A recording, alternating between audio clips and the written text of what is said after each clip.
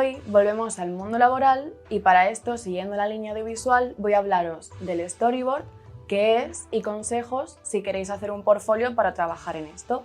Un artista de storyboard lo que hace, muy en resumen, es traducir un guión escrito a imágenes. Es un paso crucial y fundamental en producción, pero en producción del producto que sea.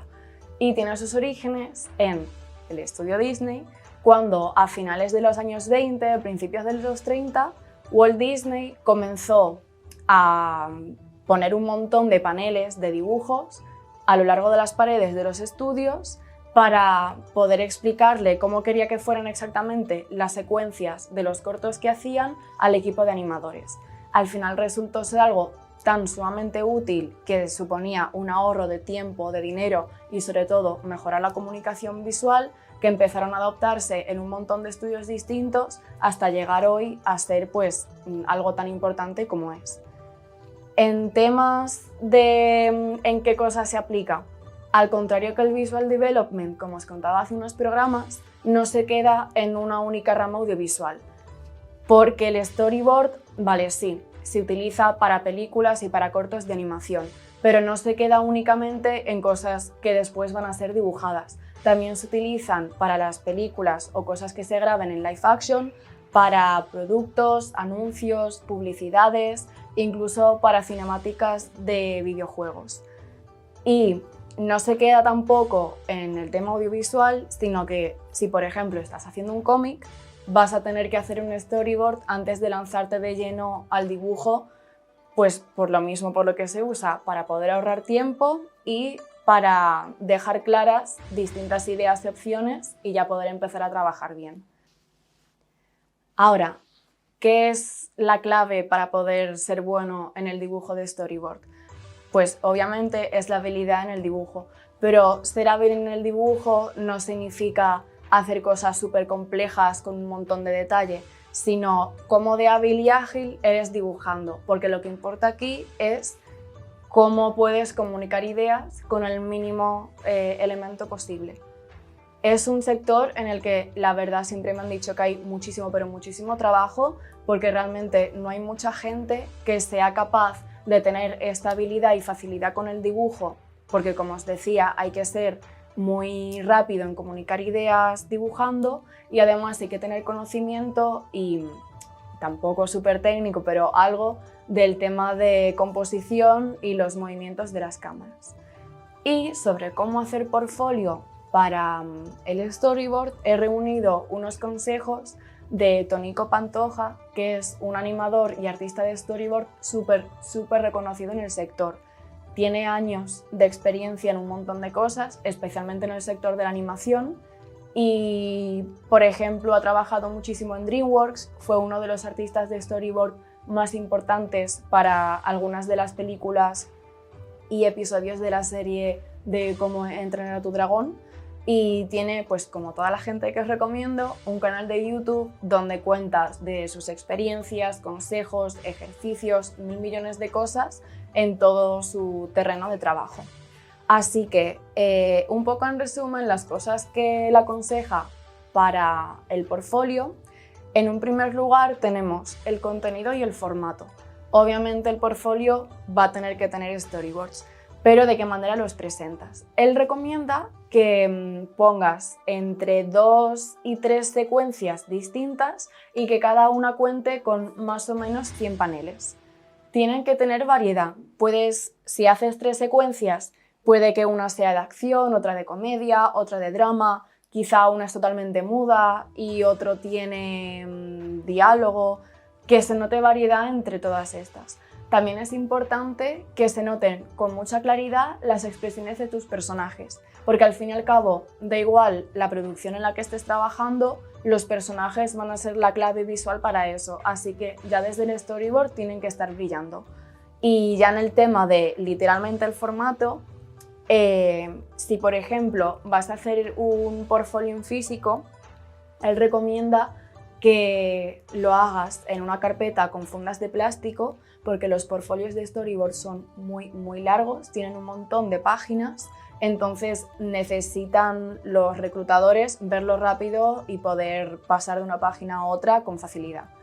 Y en el formato digital o web, que esto la verdad es que es algo que hay que tener sí o sí, quizá el físico da un poco igual, depende de a quién vayas a mandárselo, pero un portfolio web tiene que existir seguro. Y para esto hay un montón de páginas, blogs, aplicaciones con todo tipo de suscripciones gratis o de pago donde puedes hacerte el portfolio. Y la ventaja que tiene es que puedes incluir cosas que en físico no podrías, como por ejemplo pequeños vídeos, animaciones, lo que sea que pueda acompañar al contenido de tu portfolio. En segundo lugar, insiste mucho en la lectura de tu portfolio, o sea, que sea algo muy rápido de leer. Al fin y al cabo, los reclutadores estarán viendo a saber cuántos portfolios de golpe de un montón de artistas y necesitan que la lectura sea súper eficaz. Y esto pues remonto a lo que decía de ser ágil y hábil con el dibujo. No meter 1000 millones de cosas en cada panel ni en cada página. Para esto recomienda que se utilicen layouts de páginas, que a lo mejor sea de 4×3 paneles o de 5×3 paneles, que haya espacio entre cada panel y un huequito abajo, porque es donde van a ir anotadas todas las cosas de cambios de cámara, diálogos y todas estas cosas. Después habla del tema de ser económico. Y ser económico con el dibujo y con la cantidad de paneles que pones. Porque suele haber un poco de falsa idea con el tema del storyboard, con que cada panel equivale a un fotograma de la película, y eso no es verdad. Por eso hay que saber ahorrar en el tema de que cada panel del storyboard debería suponer un cambio de imagen en lo que se va a ver al final. O sea que si tienes, por ejemplo, una escena en la que haya una bomba de humo y se disipe, en tu storyboard no tienes que hacer cada panel de cómo se va disipando el humo. A lo mejor lo puedes dejar en un panel aparece el humo, en el segundo cubre toda la pantalla y en el tercero ya se ve que se está disipando el humo y qué se ve detrás de esto. O sea, intentar quitar la máxima información posible, pero que se siga entendiendo. Después habla del tema de cómo y de qué manera incluir el contacto en tu portfolio. Es muy importante que obviamente todos tus datos de contacto estén al principio y al final de tu portfolio, pero que tu nombre, al menos tu nombre, aparezca en cada una de las páginas de tu portfolio. Como decía, si los reclutadores están viendo cientos de portfolios al día, que son larguísimos, y están a mitad de tu portfolio, ya casi al final, y dicen, joder, me gusta el trabajo de esta persona, pero no aparece tu nombre, no van a molestarse en buscar tus datos de contacto entre todas las páginas, así que mejor ya dejárselo esa parte hecha. Y como último consejo que da está el tema de los contenidos extra. Hay una cosa que suele incluirse mucho en los portfolios de storyboard y realmente ayuda muchísimo a elevarlo y sobre todo a distinguirlo y pues destacarlo de los demás. Y esto se llama Story Beats. Y es algo bastante complicado de hacer, pero que queda muy resultón, y es agarrar una historia completa y resumirla en menos de 10 imágenes. Porque precisamente un artista de storyboard lo que tiene que demostrar son habilidades narrativas y, con lo que insistía antes, poder dar con la clave de la comunicación de cada una de estas imágenes o secuencias. A partir de aquí, el resto de contenidos extras que puedas incluir pueden ser muchísimos, pero lo importante es que todas tengan en común el elemento narrativo. Puede ser que incluyas tiras de cómic, que incluyas pequeñas cinemáticas o vídeos que acompañen a esos proyectos. Lo mismo puedes incluir dibujos de natural, pero que tengan gestos muy exagerados. O diseños de personajes con estudios de poses, que todo tenga el elemento narrativo. Así que, bueno, hasta aquí el tema de los consejos muy básicos que da Tónico Pantoja para el portfolio. Si os interesa, como siempre, os animo a que investigáis de los artistas que os molan, que trabajan en este campo, de lo que sea. Aprovechéis el tema de internet porque como decía, el portfolio web lo tiene ya todo el mundo y seguramente podéis encontrar el portfolio online de artistas que os gusten para ver qué tipo de cosas ponen, cómo las presentan y poder así ir a haceros una idea. Y bueno, os dejaré ya por Twitter el canal de Tónico Pantoja porque la verdad es que es completísimo. Al tema del portfolio y del storyboard le dedica bastantes vídeos junto a otras cosas, así que seguro que os sirve un montón para que sigáis investigando. Y para el programa de hoy, en Charleta con Artistas, voy a hablar con David Villarrubia, director de animación y profesor de storyboard y producción de animación en la ESDIP. Hola David, ¿qué tal? Muy bien, ¿qué tal? Buenas, ¿cómo Aquí estáis? estamos. Bueno, qué guay que te hayas encargado de la dirección del último proyecto de animación de la escuela, ¿no? ¿Cómo fue así el proceso para hacer parches? Bueno, pues como sabes, aquí en SDIP hacemos siempre, todos los años, en los cursos de animación, pues intentamos hacer un corto. Con un poco de suerte salimos uno por año y a veces hasta salimos dos. El año que a mí me tocó dirigir, porque aunque lo hemos estrenado este año 21, este es un proyecto que lleva en marcha desde el 18. Entonces, bueno, pues eran 5 chavales muy buenos. La verdad es que la suerte la tuve yo, porque eran cinco tipos magníficos. Eran 4 chicos y una chica. Y bueno, esto es una animación 3D. Ya sabes que la animación 3D tienes que hacerlo todo, tienes Claro. que partir de cero. Desde la idea hasta el resultado final, modelándolo todo, hasta el suelo, el cielo. Sí, todo, es un todo. curro tremendo todo eso. A mí, Sí, la verdad es que qué guay. A mí me sorprende que me digas que fuera un equipo tan pequeño porque, bueno, está disponible el tráiler para ver en redes y tal y de lo poco que he visto me parece un curro tremendo y que me digas que solo fuerais ese puñado de personas me sorprende y bueno, que sé que la SDIP tiene unas producciones de muchísima calidad, pero me sigue sorprendiendo que fuerais un equipo tan pequeño. Bueno, tengo que confesar que no fuimos solo 5. Claro. Los 5, esos 5 se merendaron, yo te diría que, sin exagerar, el 85% de todo lo que vais a ver. Porque la parte de la animación, o sea, una vez lo tienes todo modelado y creado y tienes que empezar a moverlo, ahí sí que tuvimos que contar con la ayuda de otros cursos. Claro, Gracias a Dios, aquí damos muchas cosas y aunque eran alumnos de otros cursos, acabaron por apuntarse a nuestro proyecto, ¿no? Oye, claro. estamos haciendo un corto, ¿qué tal? Venís a ayudarnos y todos encantados vinieron, nos ayudaron y logramos acabar. Y claro. Bueno, pues y luego de los títulos de crédito hay una serie de nombres que se repiten todo el rato. Bueno, pues eso que se repiten todo el rato eran los chicos parches. Son unos chicos realmente fantásticos. Qué guay. A mí precisamente, yo hace ya unos años estuve un curso en la ESDIP haciendo un workshop, el de manga, justamente el año anterior a que fuera título oficial. Y claro, me quedé flipando con la escuela. Primero porque yo nunca había visto lo que era una escuela de verdad dedicada al tema del dibujo, de animación y de ilustración.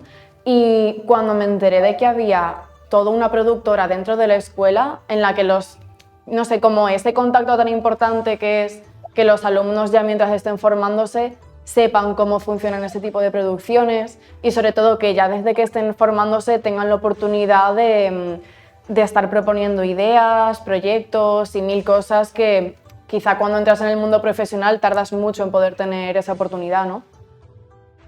Sí, yo creo que, no sé si lo sabes, que la SDIP yo creo, y de verdad que creo que no exagero, la primera escuela que ha habido de animación en España. Yo, de hecho, puedo decirlo porque fui uno de los primeros alumnos y estaba allí en el año 85, casi nada. Y fíjate si ha crecido esto, porque entonces era un pequeño ático en un barrio céntrico, Chueca, y éramos 11 alumnos, no cabíamos más en la escuela porque no era más grande. Claro. Y la cosa es que, bueno, yo creo que la vocación de hacer cortos siempre ha estado allí, siempre nos ha gustado, siempre hemos respetado que el proyecto sea lo más de los alumnos, más que nuestro, que no son ideas nuestras que les tenemos en mano de obra, sino proponer proyectos, votamos los proyectos, pues el proyecto que vosotros habéis elegido es este, pues este es el que vamos a llevar a cabo. Y eso también les implica muchísimo a nivel nacional. Saben que lo que están haciendo no deja de ser su propio hijo. Y eso funciona muy bien. Sí, total. Sobre todo que vean que... Les tratamos como una producción. Sí, hay un Dime, poco de dime. desfase. Que decía sobre todo que me parece muy guay que vean que ya sus ideas se vean como tan valoradas desde el día 1. Y quería justamente comentarte eso, de los cortos que he visto de la escuela, me parece guay que son muy variados entre ellos. Este, por ejemplo, por lo que he visto, va con el rollo de las pesadillas, más con el tema del terror, que algo en animación me parece súper guay de investigar y de meterte a full con eso. Y quería preguntarte un poco cómo has visto que ha sido la recepción del corto, porque salió hace poco que justamente no pudo ser nominada para los Goya, pero estaba entre los candidatos, ¿no? Pero fuera de eso ha tenido una recepción buenísima en muchos más festivales y tal. Sí, la verdad es que estamos muy contentos. Lo de los Goya, pues mira, no pudo ser. Bueno, pues son cosas que pasan. En Parches 2, pues igual tiene mejor suerte. Ha estado en festivales en sitios que yo jamás me imaginaba que estaría. Pues ha estado en Corea, ha estado en Brasil, ha estado en Taiwán, ha estado en Estados Unidos y la verdad que, bueno, siempre que nos dicen, os han cogido otro festival, pues para nosotros es un orgullo y nos pone súper contentos. Claro. Lo de ser candidato ya de por sí es súper gratificante. De verdad que sí. Ganar el Goya hubiera sido demasiado, porque yo no estoy preparado para estas cosas. Poco a poco. Oh, pero qué guay. ¿Y cómo resumirías de lo que va el corto? Porque sí que por el tráiler veo que es un poco mudo y que es así como un poco de juego entre los miedos, la habitación del niño, un poco como ese ritmo, ¿no?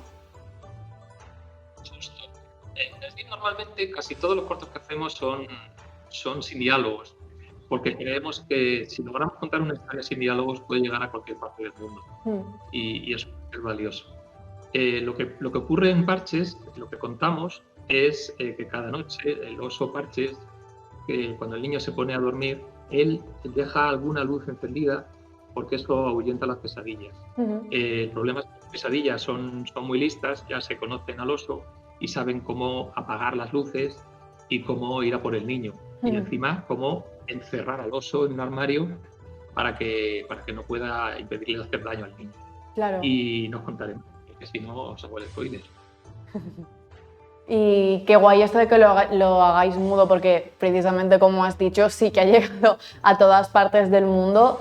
Y lo que decía en un principio, me parece chulísimo que sea más ambientado en un género del terror, porque es algo que la gente no suele relacionar con la animación, o al menos con el 3D, con los cortos, y que le deis la oportunidad precisamente a los alumnos para sacar como ideas que lo mismo no están en las producciones de siempre para el gran público, me parece lo más. Sí, de hecho, el proyecto que este año me toca dirigir es súper loco. O sea, no tiene nada que ver con este, de hecho es 2D, no es 3D. Y al final dijimos, vamos a elegir este proyecto, vamos a escogerlo entre todos, porque nos parece que nos vamos a pasar muy bien. Claro. Y yo creo que son muchas horas las que se le dedica a uno a este tipo de cosas y tienes que intentar pasártelo lo mejor posible, porque si no, no lo aguantas. Claro, claro. Y bueno, además de director de este tipo de proyectos, también en la escuela he visto que eres profesor de storyboard y de producción de animación. O sea que me imagino que en el momento de trabajar con los alumnos tendrás 20.000 millones de cosas de contarles aparte del tema de la productora. Claro, siempre, además que yo soy muy pesado, yo enseguida me suelto y por eso uno se hace profesor, porque tiene esa vocación de contarlo todo, ¿no? Y bueno, yo no sé si a veces les aburro un poquito, pero confío que no. Y con el tema de este programa lo he dedicado precisamente un poco al mundo del storyboard, y supongo que precisamente siendo profesor de eso y dedicándole tantísimo tiempo a las producciones de la escuela, sabrás más que nadie de todas esas fases de preproducción, lo importantes que son. Y no sé si tendrías quizá algún consejo o algo que quieras aportar para gente joven que esté planteándose el tema de la animación o del mundo audiovisual en general, porque claro, pasa mucho que cuando estás estudiando en el instituto o desde pequeño, que se piensan que las artes gráficas no tienen salida, y es lo contrario, y precisamente la ESDI tiene unos programas completísimos en el tema de la animación, entre otros, y bueno, me parece que es gracias a profesores como vosotros que tenéis tanta experiencia y que podéis contar ahí de 20.000 millones de cosas que pueden hacerse. Como consejo, yo lo que os diría a los que queréis empezar en la animación es que dibujéis muchísimo. El hecho de dibujar no solo es valioso para que te den trabajo, sino que te ayuda también a tener unas nociones espaciales importantes. Creo que funciona. Funciona muy bien todo el tema de aprender a dibujar. Ser pacientes, porque esto es una cosa muy lenta. Es una cosa muy lenta y bueno, todo lo mejor que preparéis es bueno. Hay muchos tutoriales, es verdad que si te pones, te tienes que... perdóname que me están dando WhatsApps. Retomo. Lo que os aconsejaría es que dibujasen mucho. Dibujar mucho es muy valioso. Valioso para muchas cosas. Primero porque os ayuda a mantener la mano fresca y también ayuda a tener nociones espaciales de cómo son las cosas. Aquí en la escuela intentamos que aprendáis a dibujar. No solo los de animación dan clases de animación, dan también clases de anatomía, con modelos al natural, dan clases de las técnicas que usamos para animar. Y bueno, pues que sean pacientes. Es el consejo que les doy, que sean pacientes y perseverantes. Yo creo que los mejores alumnos que hemos visto pasar por aquí son gente que no se ha rendido. Va a haber muchas puertas cerradas, va a haber muchas veces que te digan que no. A mí me han dicho que no también unas cuantas veces, pero si en el fondo esto lo llevas en las venas, claro, acabará saliendo. O sea, que no desesperéis. Sí, además es algo que sale de un hobby, de que eres fan de unas ramas, de un tipo de trabajos, y al final lo vas a llevar dentro, y si de verdad está en ti el sacarlo, vas a seguir para adelante. Y bueno, ya como último, ¿tienes quizá alguna obra, película, algún artista que quieras recomendar? Porque a lo mejor te mole mucho, o que quizá creas que también le ayuda para ir investigando de estos temas a estudiantes, lo que tú veas.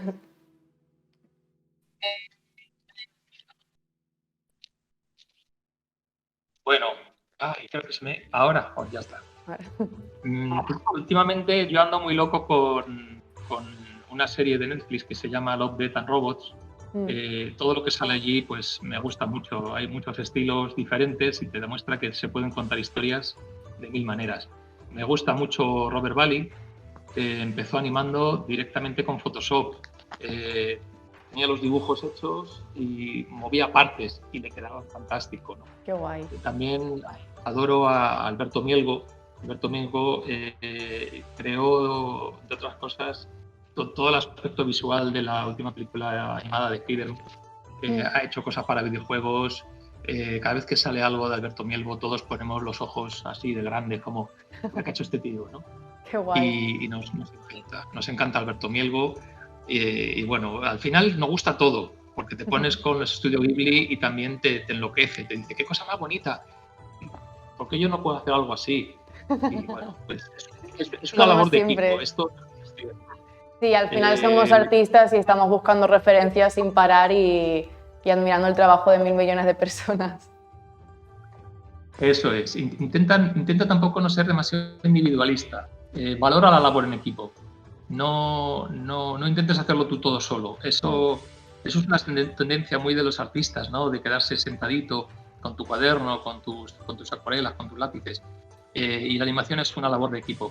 Y cuanto antes lo tengas en cuenta, pues mejor te va a ir.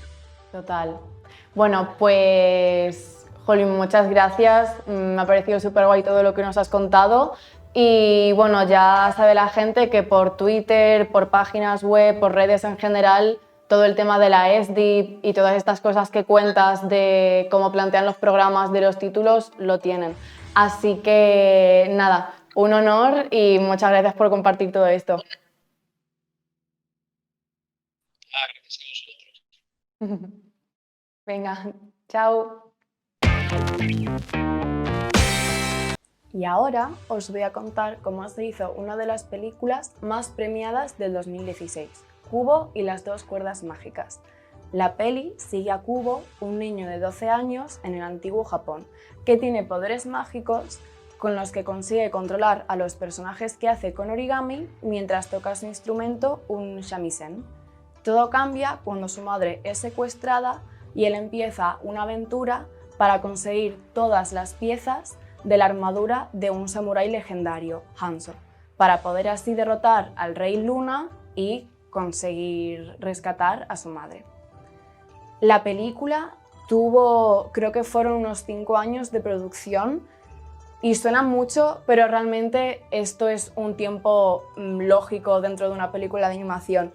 Pero para ser de stop motion es muy poco tiempo, o sea, básicamente fue un reto.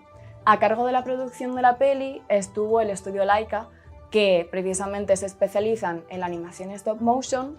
De las pelis que han hecho puede sonaros Coraline o Los mundos de Coraline, que es de sus más famosas. ¿Y cómo se hace el stop motion o por qué es tan complicado de hacer? Realmente no es por complicado técnico, sino porque es un proceso súper lento.